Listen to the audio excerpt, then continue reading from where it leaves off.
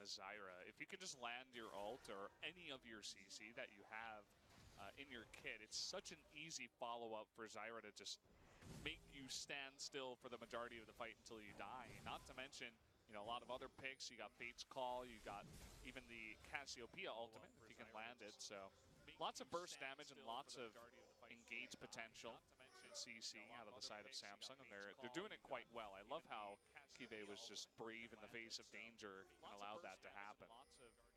Great Nature's Grasp as well, the Maokai ultimate getting almost everybody. I feel like KT was somewhat startled by that as well. Maokai keeps coming in, and maybe they thought they could take him.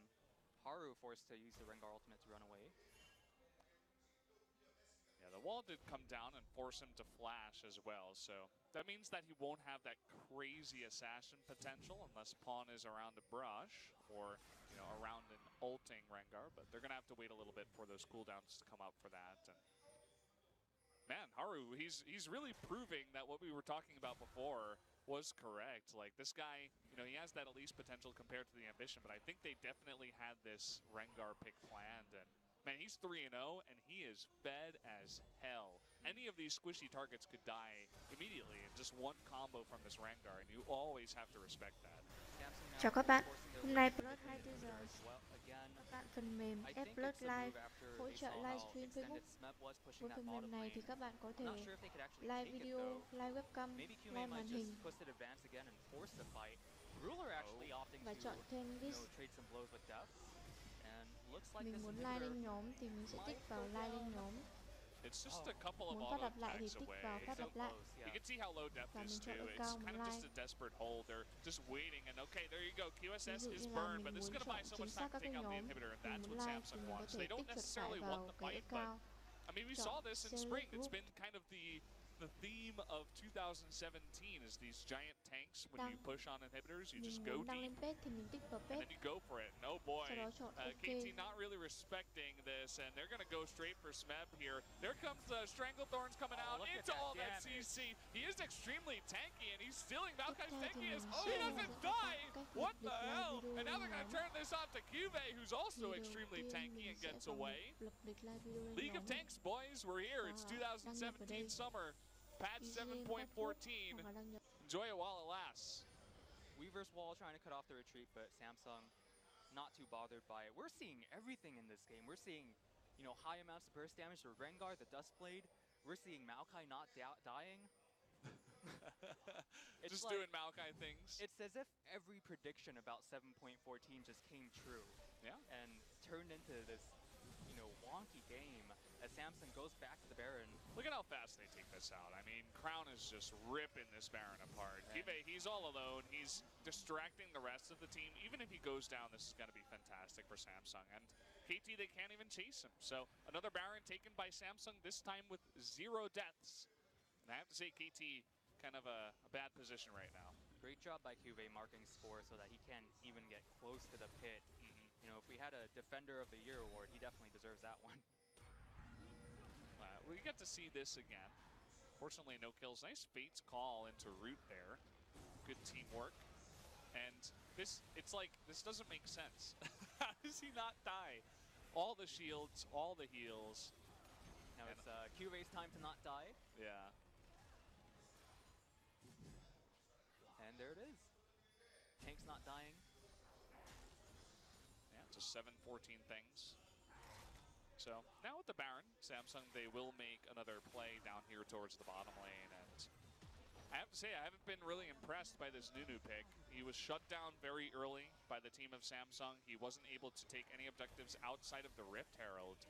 And that just got them 1 turret. I mean, we've seen the effectiveness of Rift Herald. It's not a game-breaking objective. It's just a way to get ahead. But with the multiple mid lane dives that Samsung had and taking that early Mountain Drake into controlling the Baron side before KT could even get over there has really just accelerated them towards this mid game, towards getting that first Baron. And now this is kind of what you expect out of a late game Nunu, not really doing all too much from behind. So Smeb, he's going to get shut down again here, but you can see that they're not going to commit to the kill because they know they can't kill him because it's Trundle.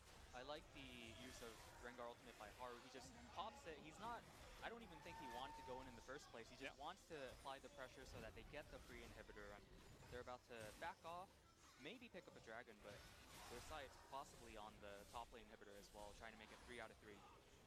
Well, they got 20 seconds until this Infernal Drake, so they'll pick that up first, as you were talking about it. It's weird. You were talking about Rengar and just using that ultimate to zone, and with the Maokai, this feels so much like spring, especially with this combination. It's uncanny. Obviously, you got a bunch of other picks in the mix, but definitely pretty cool to see the retro comp, if you will, from Samsung. Infernal Drake goes over to Samsung, and now they have a 6.5-ish K gold lead, and like you said, I'm just so impressed by Haru here.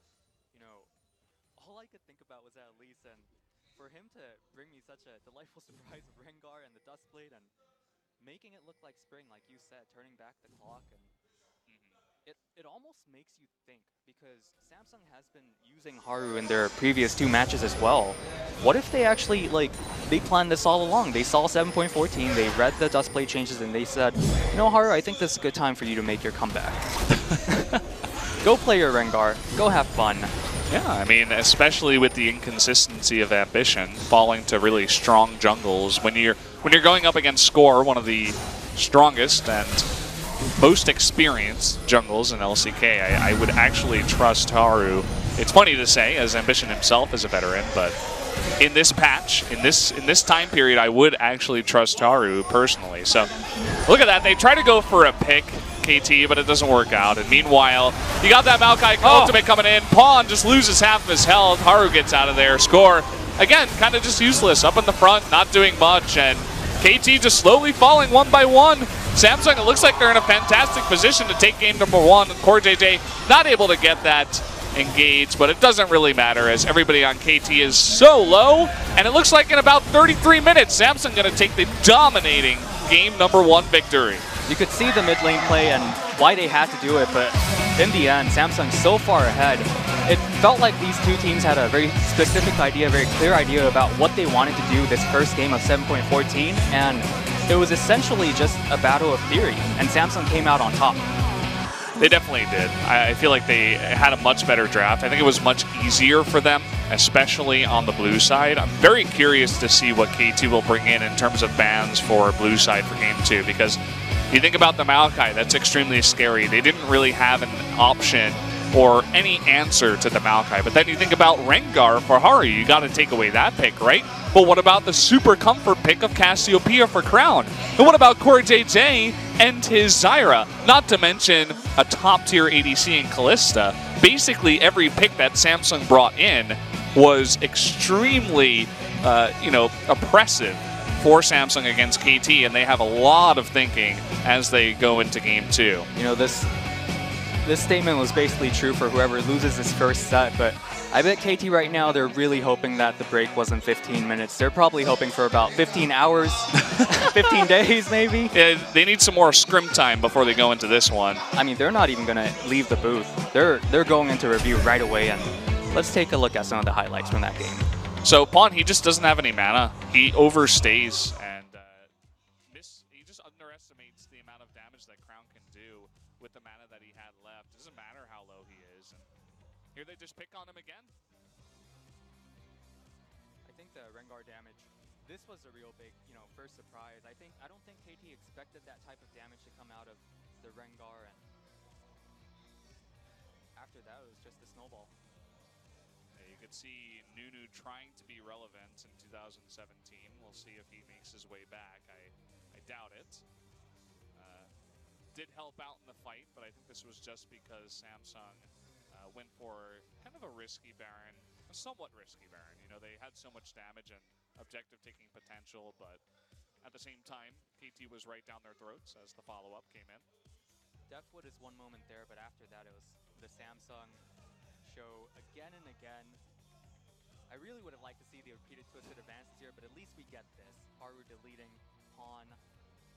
Pawn actually ate the Nature's Grasp, the ultimate of Maokai, instead of Deft, and he walked in front of it. He ate it, and he's like, okay, I'll protect my ADC, but then he just got wrecked in the mid lane, so Got to be careful about that kitty. He's stalking you from the jungle. Well, again, I can't help but think it's the picks, right? You had about 6, I think 5 or 6 totally new picks in the tournament, and these players, sometimes, you know, they're professional players, but even they might get a little bit confused, maybe miscalculate, not, you know, expect exactly what could happen. And this final team fight is, when you see Ruler flashing forward, you know it's over. Well, here we go. Going to take a look at the result. I would have to agree with you. I think Samsung heavily won that pick ban phase, and it's going to look a lot different coming into game number 2.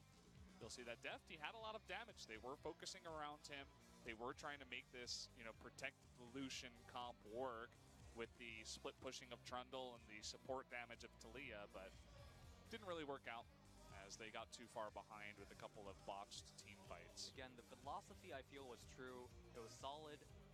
Duff's 22.1k damage. That's not just Duff. That's the Nunu and the Ardent Sensor from Janna coming in, but just Samsung with the better idea. Samsung with the better read, their AD here. You know, they have the ability to actually target that and try to put them on some sort of champion that they really Crown think they can having a great game on Cassio Q as well. And I think that makes it take that MVP series, but likely going to be Svenskar and Gragas, but again, flex picks. This can go top, this can go jungle.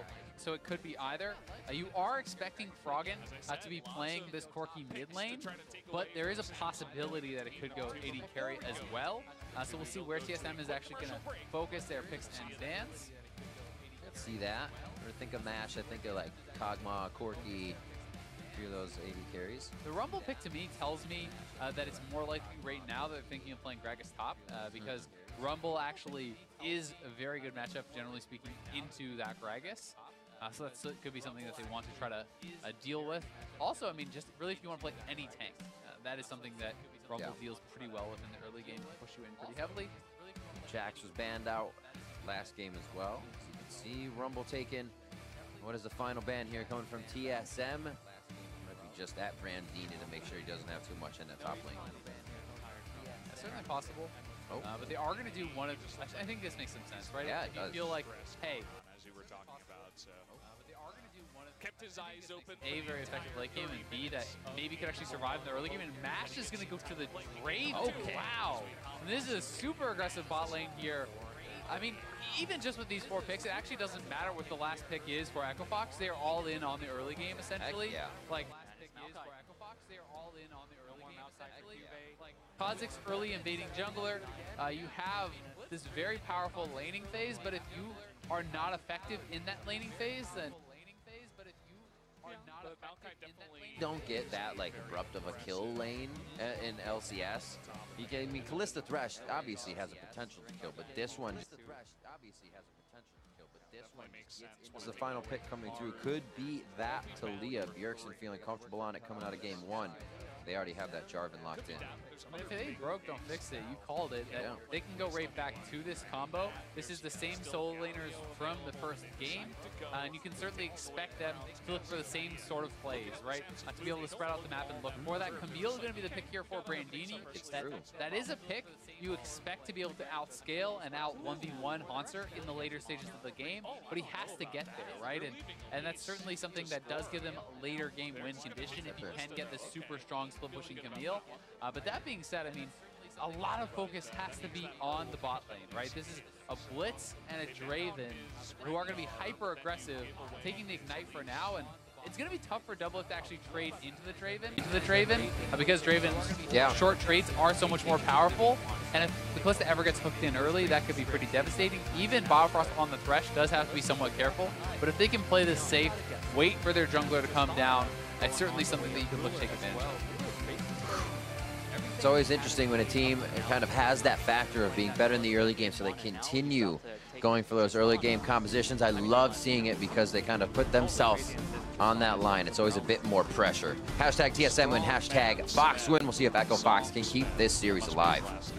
And one thing that is going to work up against them a little bit in the early game is you expect Jarvan to be able to push in the Camille, generally speaking, so they don't have all pushing lanes anymore. You know, we saw the first invade coming out of Kha'Zix from Acadian in game 1 was because Rumble had top lane pushed up and he evaded Rumble and Kha'Zix, go push out Svenskar. This time, if the Jarvan is pushing into your Camille, then it's much scarier to invade on that top side because Jarvan will respond first. So they're going to have to be cognizant of that, and We'll see how Katie can play around this if he decides to maybe go for that Tracker's Knife this time, if he doesn't feel he can evade. All right, we are on to the Rift for game number 2. TSM now on the blue side, Echo Fox coming down from the top side of the map on red. And we have basically the same comp we're looking at here from TSM with just a few changes in that ADC. You know, when in this meta with all of these tanks, you want to take away those options away from the bottom lane when you already don't have too many tanks on your side. Like you said, Samsung Galaxy, they just continue to focus the top lane, but I wouldn't be surprised to see that support ban coming out as the last one from KT. Although, really thinking hard about this one, they're deciding to ban the support cannon instead, and I can't really fault that at all. Definitely one of these huge supports that loves to just go all in on you and stun 4 members, and it's fantastic with the Tristana and the Lucian, so do like that idea. They do pick up the Jarvan for the top lane. It's almost like a 6th ban because they ban 2 top laners in the 2nd ban phase and then take the Jarvan away from Smeb, whereas Mata looking like he's going to take the Rakan. And while KT made those support bans, I don't think it's going to phase poor JJ that much. He still has the Braum, he still has the Zyra, and he still has what I think is his most confident pick in the Tahm Kench. Definitely could be an option. As you can see, only more Engage being picked up for KT, and with Shen as the final pick, it's going to be a Protect the Kalista pick with all of the Engage you can possibly fit onto one team. And we saw this in 7-13. We saw this tanky meta. It's fantastic. And look at that, the counter Taric. I love it. So cool. If he can time his ultimate to stop this Engage, the amount of damage that Samsung has on their side, that was the one problem we saw against this huge tanky lineup, was that the other team didn't have enough damage to break through it. But if you have that damage and you have Taric to keep your team alive at the same time, I do like this draft here for Samsung. And not the first time Taric has been played in the LCK. I actually think recently it was a game between the ROX Tigers where Shai played Jarvan and Ever8 winners. They had the Taric, and every time the ROX Tigers would engage, Ever8 would just use the Taric ultimate, ignore all the damage, and just finish off the fight in their favor. But the Taric definitely a surprise. I don't think a lot of people expected that one, whereas Smeb taking the Shen after all those top lane bans and denials. This Shen probably, the most reasonable choice, I think, because Shen is 5-0 on Smeb, or Smeb is 5-0 on Shen, rather. He's a Rumble and Shen guy nowadays. I mean, he plays it so often with a smattering of other picks, but definitely 2 of his bigger picks. Taric also got buffed slightly in 7-14. I mean, his heals for more, costs less mana, so that's pretty cool. Also, looks like his stun is a little bit easier to get down, especially later games, so that's also nice as well. No changes to his ultimate or anything like that. But we're just getting one final look at the compositions here. Lots of damage on the side of Samsung with that Taric and Jarvan to protect and to attack. He protect and he also attack. Definitely somewhat of a more standard game this time around, but we'll have to see what happens as we get into game number 2 between KT Rolster and Samsung Galaxy. Yeah, so let's jump onto the Rift right now.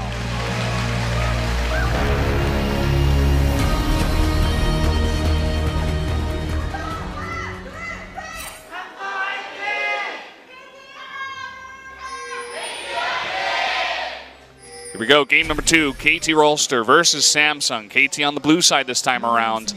That is one fabulous Taric. Well, he's there to save lives. That's why he has all those lifeguards. And what about the hair, though? That's like... I wish I had hair like that. Why does he need a giant hammer to save lives again? It's not a hammer. It's a loudspeaker. Oh, okay. Yeah. That makes sense. All right. Baywatch,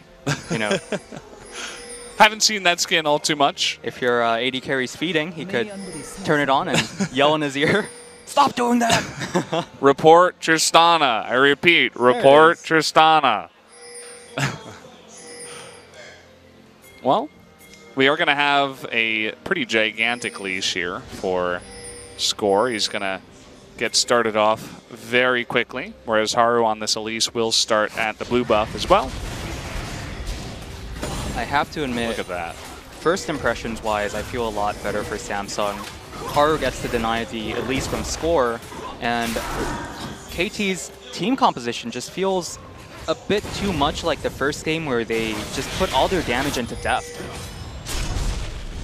Yeah, they're relying on Deft, and we've seen them do this before. You know, he's played Tristana, he's played Kog'Maw, he knows how to play these hyper carries, and they just have ridiculous amounts of engage. So there's going to be a lot of pressure here onto CoreJJ to keep his team alive.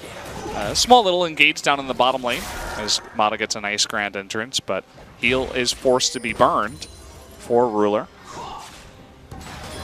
Probably not that big of a deal depending on how you look at it, since Tarek does have the heal, so they should be able to sustain as they gain more levels, but depends on if Score wants to take advantage of that. Haru jumping over the wall and taking the Scuttle Crab for himself. Yeah, using a smite there for that, but that's going to be okay. At least not too slow on that. And look at this. He's, instead of going for the Raptors, he's going immediately up top. And there were pings on those Raptors. I think KT thinks he's there. So here we go. Need a flag and drag into a cocoon. Smeb, he's so far up in the lane. How do you get out of this one? The teleport's going to come in, but I think he might still go down. Red buff being put down. Oh boy, Juve actually getting a little too much damage. Pawn is going to eat that turret shot. And this is getting really dicey up in the top lane. Looks like Score's going to make his way over, and Samsung will respect that. And so they will. Okay, they're going to face check the brush. So Haru is going to flash too. Gets the flash out of Haru, and such a, like you said, dicey moment between these two teams as all these champions are low level. They take a lot of damage right now. But I just have to applaud Smeb for that decisiveness, that discipline to keep in lane, go the opposite direction, and just call for the teleport from Pawn. Yeah. Great save. I realized later, actually, that the flag and drag wasn't available, I think, because Kive must have had his shield skilled, and so that just means that he couldn't go for the combo. And you can see, if he did have that combo, Haru could have flashed the minions and set up that cocoon and gotten first blood, but because they did not have that combination, and Smeb very smartly knew that, just hid around behind the minions and waited for that teleport you were talking about, he's able to get ahead in that situation. And meanwhile, in the bottom lane, much like the last game, we do have a first Mountain Drake, but this time, KT the one's pressuring Samsung at the turret, and maybe a kill. Oh, the Ignite coming down here, and the Rend, first blood. What a play there from the bottom lane. We only got to see the last half of that, but must have been some kind of grand entrance and Ruler not getting out in time, even burning his flash, but still dying. So many summoners burned right there. Deft only picking up, retaining his heal, but Samsung Galaxy using everything. No doubt, KT realized that, they burned that early heal and they had the kill pressure onto that lane, and they made the most of it. Yeah, so we were talking about putting all their eggs in one basket, into the Deft basket. I think, well, it's working out so far, as him and Mata in the bottom lane, definitely one of the strongest bottom lanes to deal with in the entire world. And Deft just shoring up some of those inconsistencies he's had. He's looked very confident in recent games, so let's see how this went down. Yep, you called it exactly, the grand entrance into the Kalista follow-up. And you can dodge the Tarek stun as Kalista so easily. I mean, you just hop around it. You're like, okay, yeah, lol, Tarek, what are you doing? Just sitting there healing your Tristana, that's about it. But yeah, not really respecting the range of the grand entrance, and he got hit by it, so that's really on Ruler there. Looking so carefree as he makes it happen too, but I just want to point out, in the previous game, KT's Pawn got killed in lane, and usually when you're looking at these teams and looking at the caliber of these teams, you expect something really, somewhat of a master stroke, if I may say so. But a lot of these first kills, these early action is coming from just mistakes in lane. Much like the death of Ruler right there. Yeah, they don't have an extremely fed Crown, not just yet. He actually does have a very big lead, though, in the mid lane, as Pawn did burn his teleport to save Smeb up in the top lane. But here we go. We do have a rotation down there trying to engage, but scores coming in. There's the grand entrance with the Stand United. Shen's going to get involved here, and Core JJ, he's all alone. They can't save him. That's going to be another kill going over to Deft. Excellent set play from KT, and I really hope we get the replay starting from the moment where Crown's Lucian makes his way to the bottom lane, because KT saw the whole thing with their wards, and they let him come in, they put in Mata, they used the Shen ultimate to make what was, if you think about it, the most obvious play that could have happened. Yeah, I mean, he came on down. I think he might have walked over a ward, and it was just telegraphed from minutes before that he was making his way down. Easy counter engage there from KT, and I said I liked Samsung's composition, but you're not going to like any composition when you're miles behind, so they're really going to have to somehow make it through the laning phase first, as KT is off to a fantastic start. 61 CS to 40 and 2 kills over to the side of Deft in the bottom lane. Now swapping Smeb and Pawn so that the Galio is pushing up top and Shen is farming against the Lucian in the mid lane. I like this because, what does Galio do? He pushes. And this should be a lot of extra pressure that Samsung did not want onto their top lane tier, outer turret. Now that the bottom lane has been demolished and they already received enough pressure in the bottom lane for Samsung, they're going to turn their sights to the top lane, try to make it even across all lanes. Yeah, we just get another look at the replay here, as it was a really nice engage once again by Mata. Knew he had the Shen to follow up with the support, and Core JJ, no flash, no way to get out of that. He was pretty much just boned from that point on, so like you said, just accept it. Like you said, they knew Lucian was on his way down as soon as he stepped into that mid lane brush, and he saw him. He was spotted again by the control ward into the bottom lane entrance on the river. So KT, pretty omniscient there, if I may get